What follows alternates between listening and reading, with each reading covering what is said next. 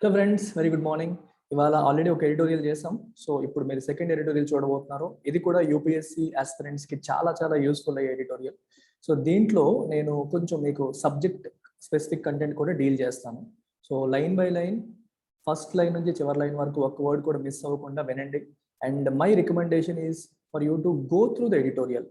Editorial చదవండి plus analysis వినండి. రెండు మీరు కన్సిస్టెంట్గా చేస్తే మీ లెర్నింగ్ ఎబిలిటీ బిల్డ్ అవుతుంది, కాంప్రహెండింగ్ ఎబిలిటీ బిల్డ్ అవుతుంది, రీడింగ్ స్పీడ్ ఇంప్రూవ్ అవుతుంది, అండ్ తద్వారా సబ్జెక్ట్ బిల్డ్ చేసుకుంటారు, ఆన్సర్ రైటింగ్ స్కిల్స్ కూడా బిల్డ్ అవుతాయి. So don't miss it. Daily వస్తాయి మీకు, ఒక్కరోజు కూడా మిస్ కాకుండా చక్కగా నేర్చుకోండి వస్తాయి. సెకండ్ థింగ్ వచ్చేసి, మనం ఆఫర్ చేస్తున్న యూపీఎస్సీ ఇన్ఫినిటీ ప్రోగ్రామ్ ఆఫ్లైన్లో కూడా ఉంది. విశాఖపట్నం ఎంబీపీ కాలనీలో morning 9 to 1 regular batch, evening 6 to 8 evening batch, 2 batches run చేస్తున్నాము. సో దీంట్లో కూడా ఇన్స్టాల్మెంట్ ఆప్షన్ ఉంది. మీరు 70,000 ఫీజు, 5,000 పర్ మంత్ కట్టి జాయిన్ అవ్వచ్చు. ఆన్లైన్లో అయితే మీకు 60,000 రూపీస్ ఫీజు, 5,000 పర్ మంత్ కట్టి జాయిన్ అవ్వచ్చు. సో ఎవరైనా సరే మనీ అనేది మీకు అడ్డు కాకూడదని చెప్పి మనం 5,000 పర్ మంత్ ఇన్స్టాల్మెంట్ ఆప్షన్ ఇస్తున్నాం. మీ క్రెడిట్ కార్డు, డెబిట్ కార్డు మీరు ఏది ప్రొవైడ్ చేయాల్సిన అవసరం లేదు. మా సబ్జెక్ట్ పైన, మా టీచింగ్ ఎబిలిటీ పైన, మా క్వాలిటీ పైన మాకు కాన్ఫిడెన్స్ ఉంది. సో ఎవరు మానేస్తారు అనే భయం అయితే మాకు అసలు ఏమాత్రం లేదు. మీరు హ్యాపీగా 5,000 కట్టి రావచ్చు, జాయిన్ అవ్వచ్చు. యాప్ చూడండి, మిగిలిన టీచర్స్ ఎలా, ఫ్యాకల్టీ ఎలా డీల్ చేస్తారో సబ్జెక్ట్ని చూడండి. క్విజెస్, యాప్లో ఉన్న ఫెసిలిటీస్ అన్ని చూసుకోండి, టీచింగ్ క్వాలిటీ చూసుకోండి, lifetime validity and prelims test series, daily mains answer writing. There are so many things that we're giving with UPSC infinity. So పనిలో పనిగా మన వెబ్సైట్ కూడా ఒకసారి చూసేయండి. So this is our website, మన ltexclasses.com. ఈ వెబ్సైట్లో కూడా మీకు మొత్తం డీటెయిల్స్ అన్ని క్లియర్గా కనిపిస్తాయి. So I recommend you to do this search. Demo అని సర్చ్ చేయండి. సర్చ్ చేస్తే మీకు optional demo, bank SSC demo, UPSC demo అని 3 వస్తాయి. So you can take up any of these demo courses. ఆప్షనల్లో మీకు మనం ఆఫర్ చేస్తున్న 4 optionals, public administration, anthropology, sociology and political science options యొక్క డెమో వీడియోస్ ఉంటాయి, అది మీరు చూడొచ్చు. యూపీఎస్సీ డెమో మీరు క్లిక్ చేస్తే you will get this course. ఈ డెమో కోర్స్ అనేది మీకు ఫ్రీ అనమాట. సో దీంట్లో లిమిటెడ్ కంటెంట్ ఉంటుంది. It's a free course. You can click on free, it gets added to your courses. Course content మీరు check చేసుకోవచ్చు, ఇందులో ఉన్న వీడియోస్ మీరు చూడొచ్చు, ఫ్యాకల్టీ ఎలా చెప్తారు, యాప్ ఎంత స్మూత్గా ఫంక్షన్ అవుతుందనే డీటెయిల్స్ అన్ని కూడా మీకు ఇవి చూస్తే అర్థమైపోతాయి. So that's about it. So let's begin today's editorial without wasting any further time. So editorial start చేసేద్దాం. Let me connect my iPad.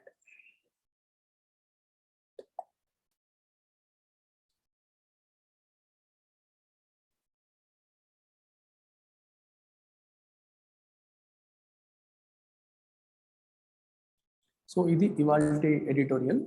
So start చేద్దాం. టైటిల్ ఏం చెప్తుందమ్మా ఇవాళ editorial? For a bona fide press. For a bona fide press. Bona fide అంటే అర్థం ఏంటి?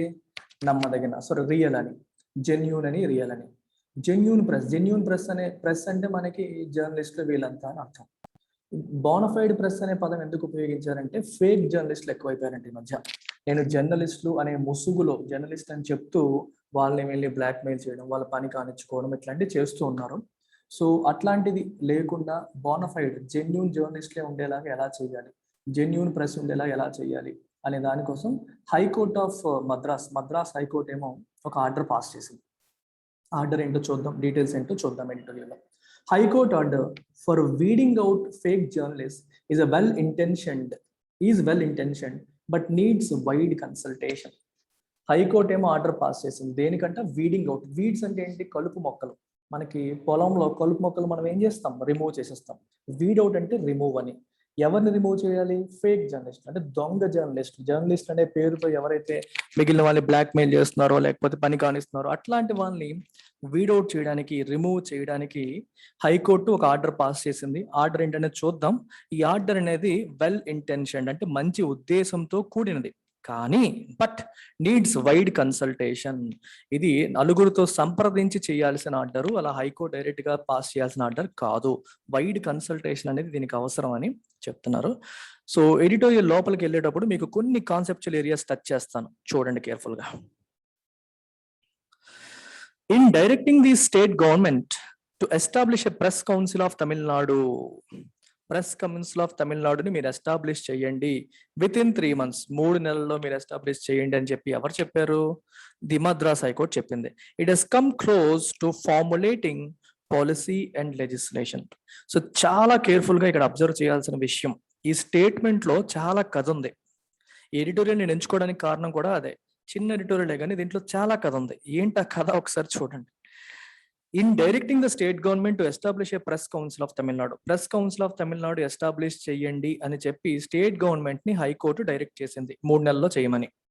ఇలా చెయ్యడం అనేది మీరు ఎలా తీసుకుంటారు? How will you take this? Try to understand this concept.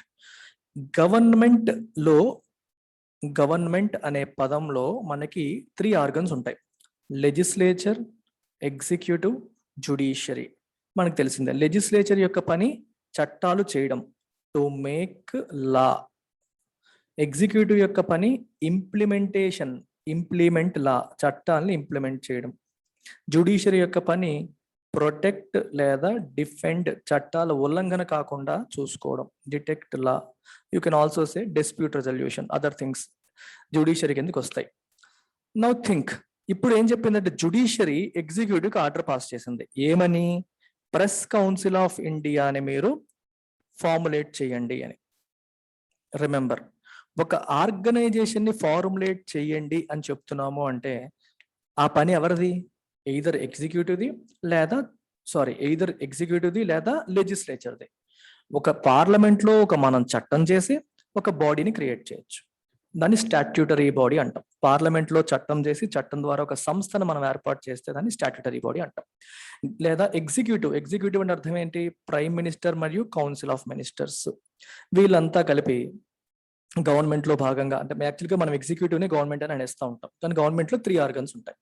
So ఈ గవర్నమెంట్ లో ఉన్న వీళ్ళు ఆర్డర్ పాస్ చేసి if they create a body like NITI Aayog కానీ ప్లానింగ్ కమిషన్, దాన్ని ఎగ్జిక్యూటివ్ బాడీ అంటాం.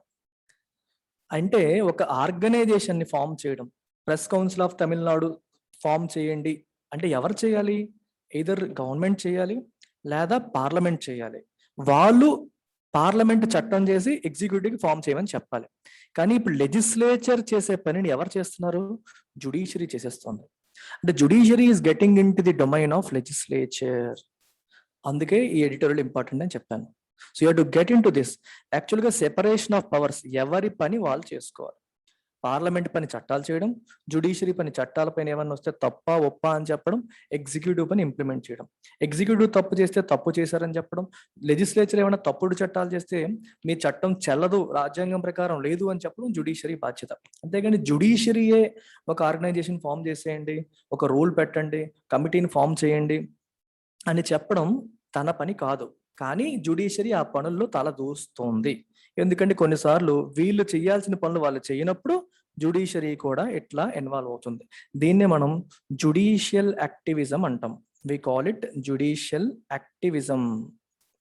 జ్యుడిషియరీ తన పరిధికి మించి ఎక్కువ యాక్టివ్గా ఉండడం, ప్రభుత్వాన్ని నిలదీయడం, ప్రభుత్వాన్ని క్వశ్చన్ చేయడం, ప్రభుత్వం చేయాల్సిన పనుల్ని చేయడం, ఇట్లాంటిది జ్యుడిషియల్ యాక్టివిజం. అందుకనే ఇది చాలా చాలా important.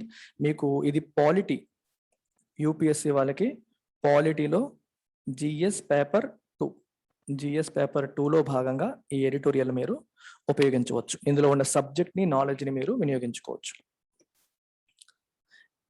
It's direction amounts to అంటే is equivalent to, it's direction is equivalent to creating a body and clothing it with powers and functions.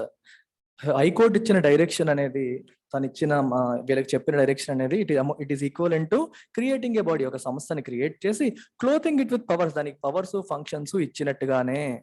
Something that is normally done by law and after wider consultations. ఆ పని ఎవరు చేస్తారు? లా, చట్టం చేస్తుంది. చట్టాన్ని ఎవరు చేస్తారు? పార్లమెంట్ చేస్తుంది. ఎలా? After wider consultations. ఎప్పుడైనా సరే మనం చట్టం చేసేటప్పుడు వెంటనే అప్పటికప్పుడు చేసేది కాదు. ఒక చట్టం చేయడం అనేది, ఏదైనా ఒక విషయంలో మనం లా తయారు చేస్తామంటే రకరకాల వర్గాల వ్యక్తుల్ని మనం కన్సల్ట్ చేయాలి, డిస్కషన్స్ చేయాలి. డిస్కషన్ అంటే దానికి సంబంధించిన డిఫరెంట్ స్టేక్ హోల్డర్స్తో సంప్రదింపులు జరిపిన తర్వాత చట్టం అనేది జరుగుతుంది. అలా చేసేది కాస్త హైకోర్టు ఒక్క ఆర్డర్తో పాస్ చేసేసింది. అంటే జనరల్గా వైడర్ కన్సల్టేషన్స్ చేసిన తర్వాత చేయాల్సిన చట్టాన్ని ఒక హైకోర్టు ఆర్డర్తో మనం పాస్ చేస్తే మనం దాన్ని ఏంటంటే షార్ట్ కట్లో వెళ్తున్నట్టు అయిపోతుంది. There is no doubt that it is a well intentioned order. High court యొక్క ఉద్దేశం తప్ప అంటే డెఫినెట్ గా దెర్ ఇస్ నో డౌట్, ఎటువంటి తప్పు లేదు, ఉద్దేశం అనేది మంచిదే. It is a well-intentioned order that seeks to address problems arising from the dubious activities of fake journalists. ఈ దొంగ జర్నలిస్టులు ఎవరైతే ఉన్నారో, జర్నలిస్టులు అని చెప్పుకుంటున్న ఫేక్ గాలు ఎవరైతే ఉన్నారో వాళ్ళ చేస్తున్న యాక్టివిటీస్ వల్ల, డుబియస్ అంటే డౌట్ఫుల్, జెన్యూన్ కాదు, మోసపూరితమైనవి, అలాంటి యాక్టివిటీస్ వల్ల వస్తున్న ప్రాబ్లమ్స్ ని అడ్రస్ చేయడానికి హైకోర్టు ఏమో ప్రెస్ కౌన్సిల్ ఆఫ్ తమిళనాడు ఏర్పాటు చేయండి, ప్రతి ఒక్క జర్నలిస్ట్ ని అక్రెడిట్ చేయండి. అక్రెడిట్ అంటే రికగ్నైజ్ చేయాలి. If you're journalist you should have an accreditation from press council of Tamil Nadu. అది ఉంటేనే నువ్వు జర్నలిస్ట్ అని రికగ్నైజ్ చేస్తాం, అలా అనమాట. చూడండి, మెడికల్ కౌన్సిల్ ఆఫ్ ఇండియా ఉంటుంది డాక్టర్స్ కి, ప్రతి వాడు డాక్టర్ అని చెప్పడానికి లేదు కదా, ఎంసీఏ రిజిస్ట్రేషన్ నెంబర్ ఎంత అని అడుగుతారు. అలాగే నువ్వు జర్నలిస్ట్ వి అని చెప్పాలంటే ప్రెస్ కౌన్సిల్ ఆఫ్ తమిళనాడు యొక్క రిజిస్ట్రేషన్ ఉండాలి. అంటే ఫస్ట్ ఆ బాడీ క్రియేట్ చేసి దాని దగ్గర అక్రెడిటేషన్ తీసుకోవాలనేది మన హైకోర్టు ఇచ్చిన ఆర్డర్ అనమాట.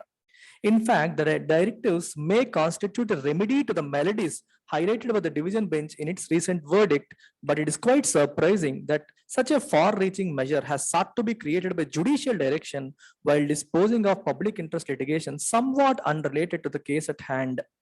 ఈ స్టేట్మెంట్ అర్థం ఏంటో చూడండి. ఇన్ఫాక్ట్ నిజానికి ద డైరెక్టివ్స్ అంటే మన హైకోర్టు ఇచ్చిన ఈ ఆర్డర్స్ ఏవైతే ఉన్నాయో may constitute remedy to the maladies highlighted. Maladies అంటే డిసీజెస్, ప్రాబ్లమ్స్ అని తీసుకోవచ్చు.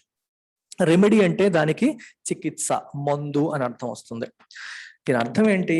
హైకోర్టు ఇచ్చిన ఈ డైరెక్టివ్స్ అనేవి మనం ఫేక్ జర్నలిస్టులు అనే ప్రాబ్లం వల్ల ఫేస్ చేస్తున్న డిసీజెస్ అంటే ప్రాబ్లమ్స్ అని, బాడీకి డిసీజ్ ప్రాబ్లం కదా, అలాగే సొసైటీకి ఇవి మెలడీస్. సొసైటీకి డిసీజ్ అంటే అర్థం ఏంటి? ప్రాబ్లం. ఈ ప్రాబ్లం కి ఒక మందు లాంటిది, అర్థమైందా? ఈ డైరెక్టివ్స్ కాన్స్టిట్యూట్ రెమెడీ అంటే చికిత్స లాంటిది. ఈ ప్రాబ్లమ్స్ ని రీసెంట్ గా కూడా డివిజన్ బెంచ్, మన హైకోర్టు డివిజన్ బెంచ్ తన రీసెంట్ వర్డిక్ట్ లో, తీర్పులో హైలైట్ చేసింది. ఈ ఫేక్ జర్నలిస్టులు ఎక్కువైపోవడం వల్ల ఇష్యూస్ వస్తున్నాయి అని చెప్పి. అయితే మీరు హైకోర్టు ఇచ్చిన తీర్పు అనేది డెఫినెట్ గా ఒక మందు లాంటిదే. ఎందుకంటే ఫేక్ జర్నలిస్ట్ ట్యాకిల్ చేయడం కోసం ఇప్పుడు ఒక press council of Tamil Nadu form చేయండి, వాళ్ళ దగ్గర అక్రెడిటేషన్ చేయమని చెప్తోంది.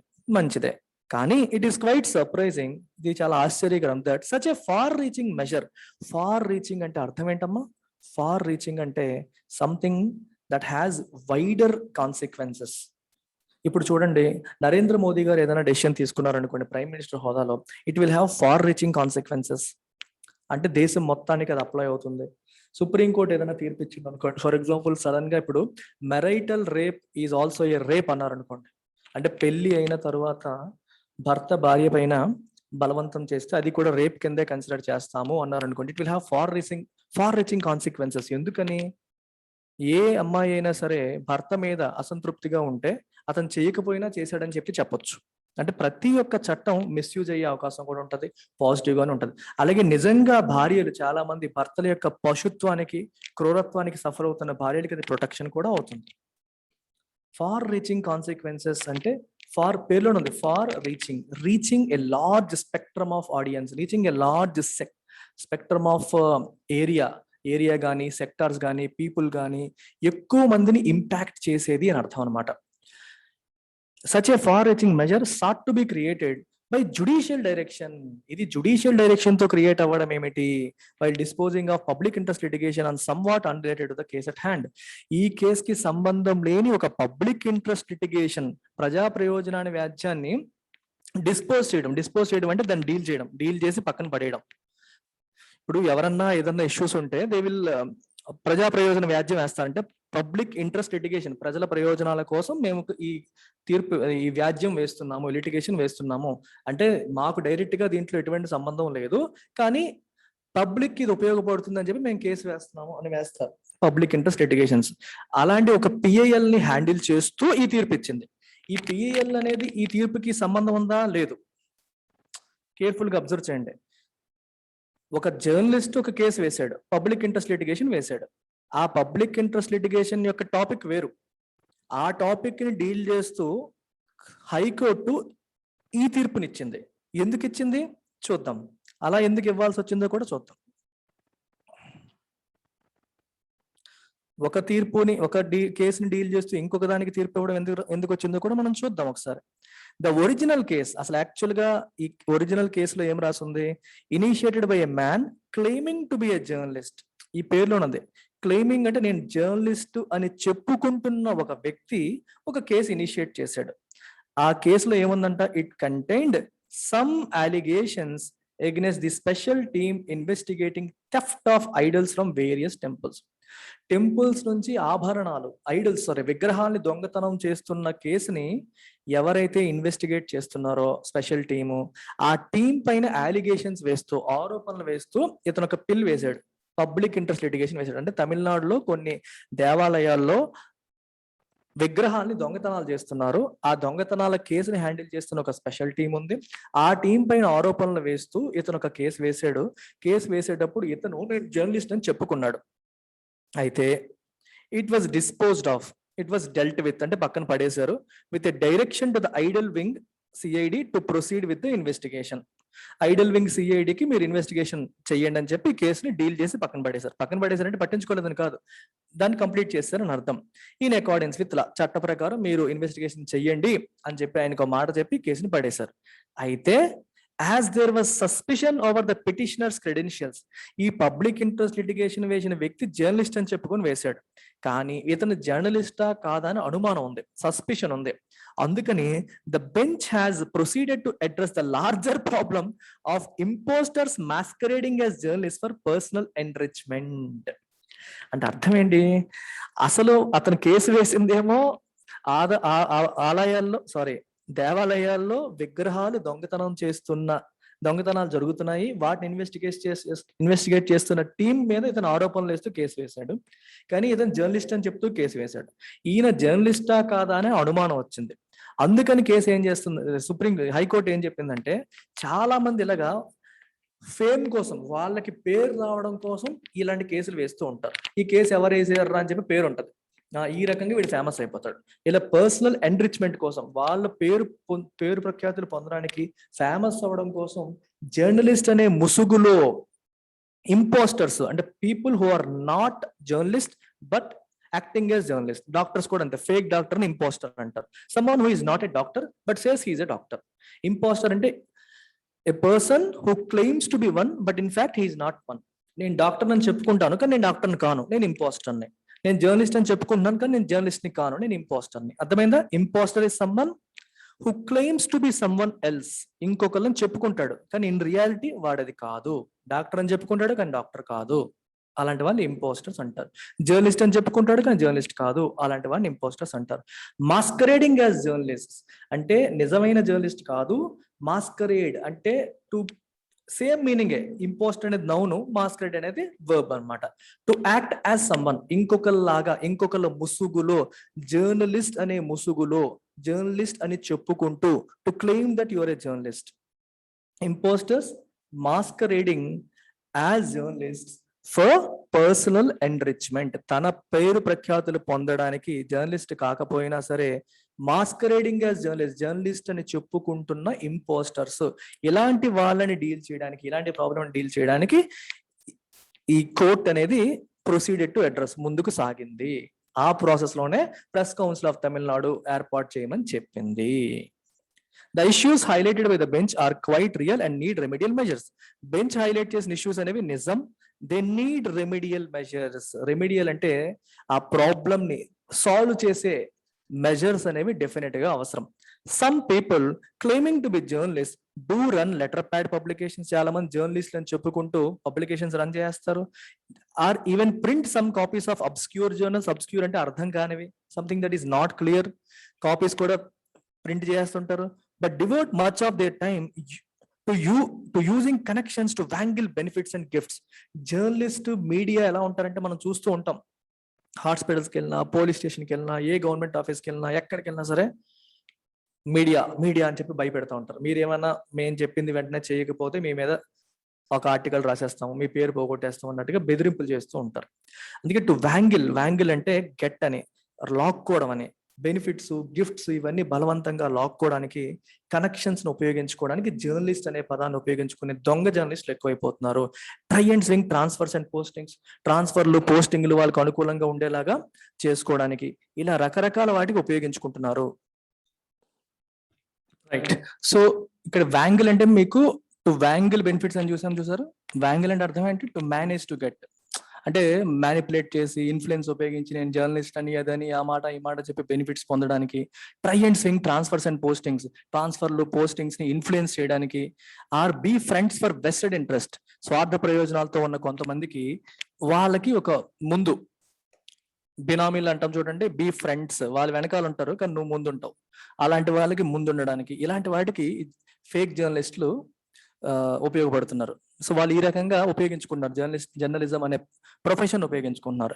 Bradley the court wants a state level press council to weed out fake journalist. So broad లెవెల్లో కోర్ట్ ఏం కోరుకుంటుంది?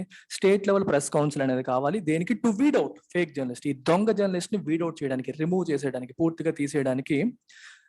It wants a state level press council. ఇంకా regulate the distribution of identity and accreditation cards. అర్థమవుతుందా? Identity మరియు accreditation cards ని regulate చేయడానికి. అంటే దొంగ ఎవరైతే ఉంటారో, ఒరిజినల్స్ కాకుండా ఉంటారో వాళ్ళందరినీ పక్కన తీసేయాలంటే ఏం చేయాలి? ప్రతి ఒక్కరికి ఒక ఐడెంటిటీ కార్డు ఉండాలి. అండ్ ఈ ప్రెస్ కౌన్సిల్ ఆఫ్ తమిళనాడు అనేది వాళ్ళకి అక్రిడిటేషన్ ఇవ్వాలి. అంటే వీళ్ళు రికగ్నైజ్ చేయాలి, ఎస్ ఇతను జర్నలిజం చదివాడు, ఇతను జర్నలిస్టే, పలానా సంస్థతో అసోసియేట్ అయ్యాడని చెప్పి ఐడెంటిటీ కార్డు లేదా రిజిస్ట్రేషన్ నెంబర్ ఇవ్వాలి. దాన్ని రెగ్యులేట్ చేయడానికి కూడా కోర్టు ఈ ప్రెస్ కౌన్సిల్ ని ఫామ్ చేయమని చెప్తుంది. And recognition of media bodies, different media bodies ని కూడా రికగ్నైజ్. ప్రతి వాడు కూడా నాదొక ప్రెస్, నాదొక మీడియా బాడీ అని చెప్పుకుంటే కుదరదు, రికగ్నిషన్ ఉండాలి. Decides receiving and disposing of complaints about the media. రెండోది, మీడియా మీద ఎవరికైనా కంప్లైంట్స్ ఉన్నా ఆ కంప్లైంట్స్ సాల్వ్ చేయడానికి కూడా గ్రీవెన్స్ రిట్రెసల్ మెకానిజం కింద కూడా ఈ ప్రెస్ కౌన్సిల్ అనేది పనికొస్తుంది. అయితే మరి నేషనల్ లెవెల్లో ప్రస్తుతం ఏమైనా ఉందా? Yes, we have press council of India.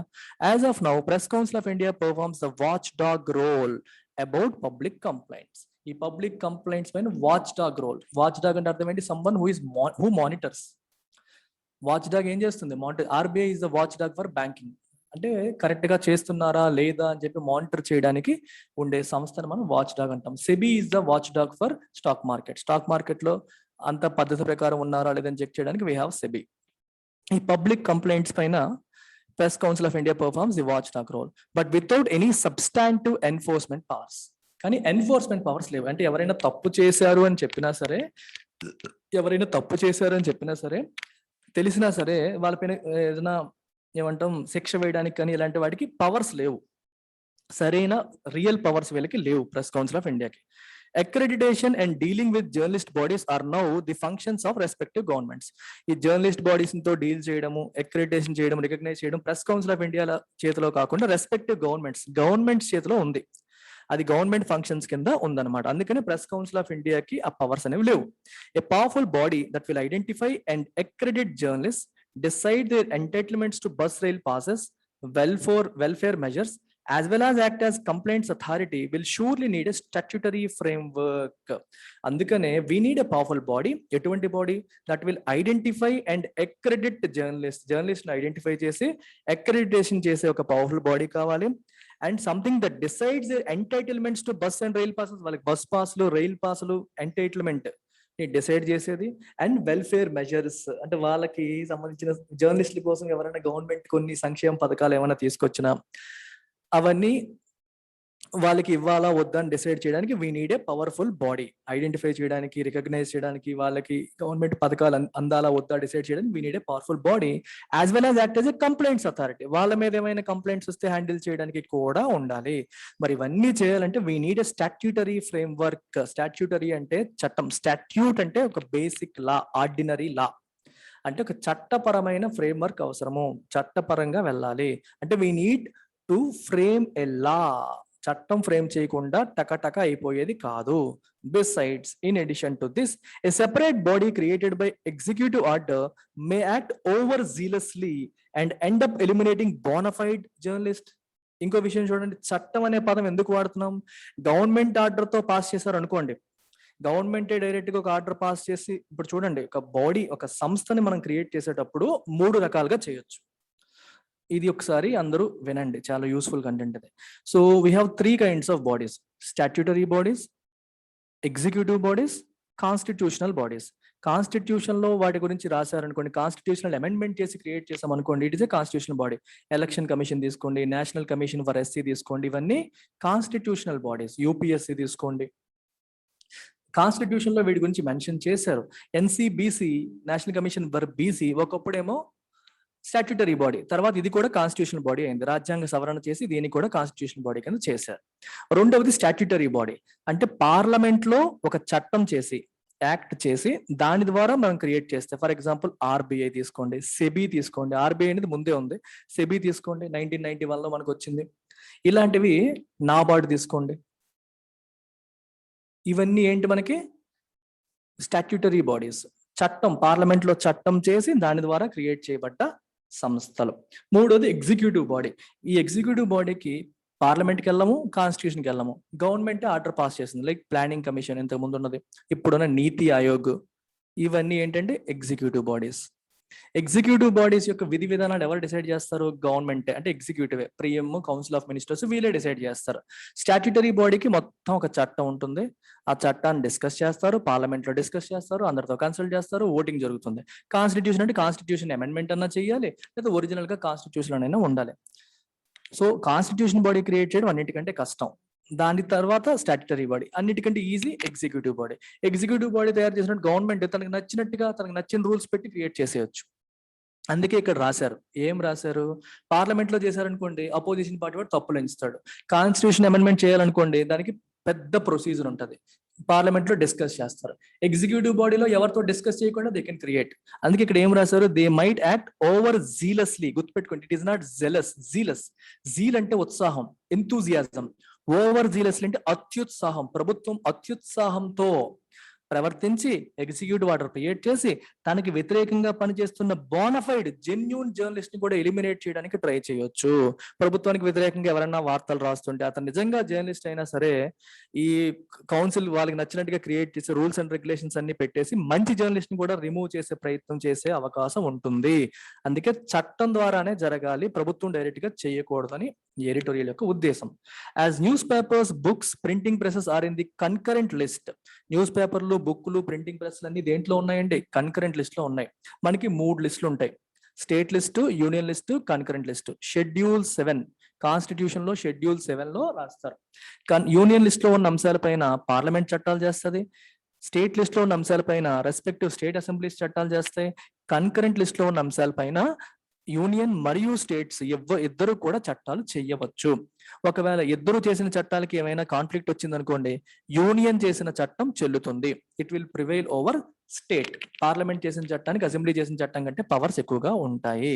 ఇక్కడ ఏమంటున్నాడు? న్యూస్ పేపర్స్, బుక్స్, ప్రింటింగ్ ప్రెస్లు అనేవి ఏ లిస్ట్ లో ఉన్నాయమ్మా? కన్కరెంట్ లిస్ట్ లో ఉన్నాయి. అంటే దీనిపైన చట్టాలు సెంట్రల్ గవర్నమెంట్ చేయొచ్చు, స్టేట్ గవర్నమెంట్ చేయొచ్చు. The state government needs to examine if the field is occupied by central legislation. ఒకవేళ ఆల్రెడీ సెంట్రల్ గవర్నమెంట్ ఏదైనా చట్టం చేసిందా ఈ పీరియడ్, ఈ విషయంలో అనేది ఒకసారి స్టేట్ గవర్నమెంట్స్ ఎగ్జామిన్ చేయాలి. And whether it can create a watch dog body. High court చెప్పినట్టుగా మేము ఇలాంటి బాడీని క్రియేట్ చేయొచ్చా లేదా? వాచ్ డాగ్ అంటే సంథింగ్ దట్ మానిటర్స్, కరెక్ట్ గా చేస్తున్నారా, తప్పులు చేస్తున్నారని మానిటర్ చేసే సంస్థని వాచ్ డాగ్ అంటాం. ఎగ్జాంపుల్స్ సెబీ, ఆర్బీఐ ఇలాంటివి. అలాగే ప్రెస్, జర్నలిస్టులు సరిగ్గా ఉన్నారా లేదా, జర్నలిస్ట్ బాడీస్ కరెక్ట్ గా ఉన్నాయా లేదా, ఫంక్షనింగ్ సరిగ్గా ఉందా లేదా అని చూసేది ఒక వాచ్ డాగ్ బాడీ. దీన్ని క్రియేట్ చేసే అధికారం స్టేట్ గవర్నమెంట్ కి ఉందా లేదా అనేది కూడా ఎగ్జామిన్ చేయాలి. Encompassing all forms of media, అన్ని టైప్స్ ఆఫ్ మీడియాని కూడా కంట్రోల్ చేసేలాగా ఒక wide watch dog body create చేసే అధికారం స్టేట్ గవర్నమెంట్స్ ఉందా లేదనేది కూడా చెక్ చేసుకోవాలి. It may have to weigh its options carefully, including an appeal.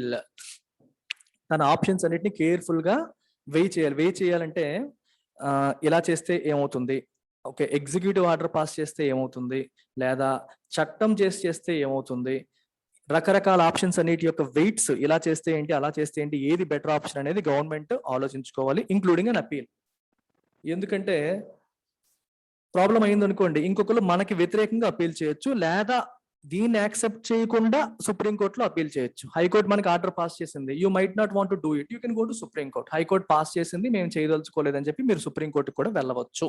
ఇలా డిఫరెంట్ ఆప్షన్స్ ని స్టేట్ గవర్నమెంట్ వెయి చేసుకోవాలి, చూసుకోవాలి అని దీని యొక్క అర్థం. ఓకేనా? సో మన యూపీఎస్సి ఇన్ఫినిటీ ప్రోగ్రామ్ మళ్ళీ డీటెయిల్స్ ఇచ్చాను ఇక్కడ. 60,000 రూపీస్, 5,000 పర్ మంత్. నేను మళ్ళీ ఎందుకు చెప్తున్నాను అంటే, చాలా మంది పేరు చూసి ఎక్కడికో వెళ్తే ఏదో చెప్పేస్తారని లక్షలు తగలబెట్టుకుంటున్నారు. ఎంత వెళ్తే అర్థం కావట్లేదు, చెప్పింది ఒక ముక్క అర్థం కాక, కాన్సెప్ట్స్ తెలియక, బేసిక్స్ తెలియక సఫర్ అవుతూ ఉంటారు స్టూడెంట్స్. అందుకనే చెప్తున్నాను, ఈ నెంబర్కి కాల్ చేయండి, మన కోర్స్ అంతా చూడండి, అందరు ఫ్యాకల్టీ మెంబర్స్ యొక్క వీడియోస్ చూడండి, బాగున్నాయా లేవా, నచ్చిందా లేదా, మీకు మీరుగా బేరీజ్ వేసుకోండి. ఫీజు కూడా తక్కువ, ప్లస్ ఒకేసారి కట్టాల్సిన అవసరం కూడా లేదు. Don't miss this. Before joining any A institute అయినా సరే జాయిన్ అయ్యే ముందు ఒక్కసారి చెక్ చేసి తర్వాత జాయిన్ అవ్వండి. Take care, bye.